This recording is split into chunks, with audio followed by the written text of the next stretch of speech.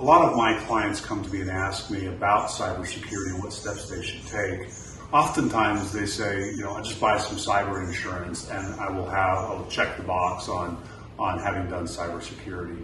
As a strategist in the field of cybersecurity, what do you say to clients like that?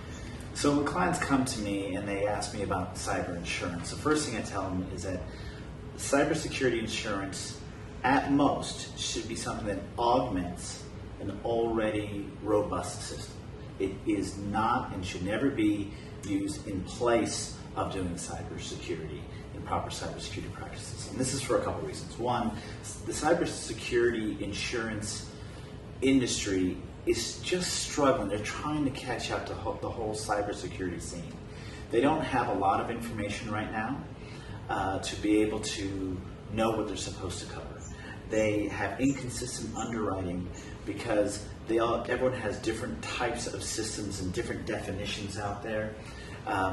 There is also a changing environment. The cybersecurity risks change almost daily, so they don't know where exactly to go. So what they end up doing is giving you a very, very narrow set of things that they cover, usually around personally identifiable information, and that's all they cover. They won't cover the full set of things that you do, plus there are a lot of gaps in there and there are a lot of exceptions. So you really have to read the fine print of your plan, and then they'll charge fairly high premiums for that. So what you end up getting is paying a lot for a very, very narrow coverage. And so at the end of the day, you're not going to be able to use that to cover all of your risk. Even if you could, let's say magic wand out there, they could cover everything. They still wouldn't cover you if you have a poor cybersecurity program. They do use that to evaluate to see if they're going to cover you and how much they're going to charge. If you have no program or a really, really bad program, any legitimate company out there will not cover you. And even if they did, they wouldn't cover you for long, because once you get attacked by a cyber attacker, you're a target. They're going to come after you again and again and again and again, and your cyber insurance will not hold you.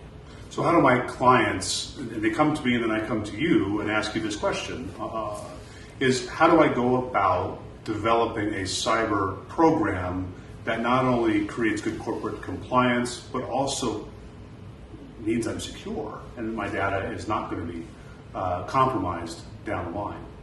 Right. So when a customer comes in, or when someone comes in and says, I don't have anything, where do I begin? Yeah. We start with what we call cyber hygiene and good cyber hygiene. And that's just saying, hey, here are the basics that you need to cover.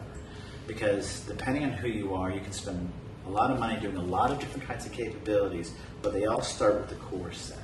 They start with covering your people, and it's covering the core set of capabilities to make sure you can identify threats.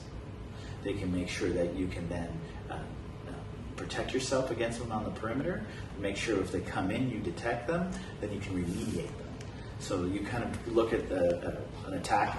Can I see that it's coming and do anything about it? Mm-hmm. As it's coming, can I prevent it from happening? Once it's in, can I detect that it happened, and can I solve it? So if you go across that continuum and some very basic capabilities in there, you should get at least that foundational level, and a very good strategist should be able to help you figure out which ones you should invest in now, which ones you should invest in later, what fits your budget, and what fits the risks that you're really facing in your industry. What are the ramifications for a company if they don't get involved with a good cybersecurity policy, where they're attempting to create policies and a culture within their business that is focused upon, at least at some level, protecting data that they collect from their customers or patients for that matter? Right. Cybersecurity is really becoming a part of almost every company's brand. We like to call it, it's inherent in your brand, which means your customers are going to judge you on this. It's up to you if they judge you well or if they judge you poorly. And the customer requirements that are going on out there are increasing every year because they understand that your cybersecurity ends up being their cybersecurity. So a lot of customers will come to me and say, I can no longer even bid on my customer's new work unless I have a strong cybersecurity plan. This is actually even more important for companies who want to do business with U.S. partners who are overseas. Because the U.S. companies, when they're starting to look at companies overseas partners, that bar for cybersecurity just goes up that much higher. That's because government pressure is there. It's because their board of directors say, hey, we don't have direct control, or at least perceived control over these partners.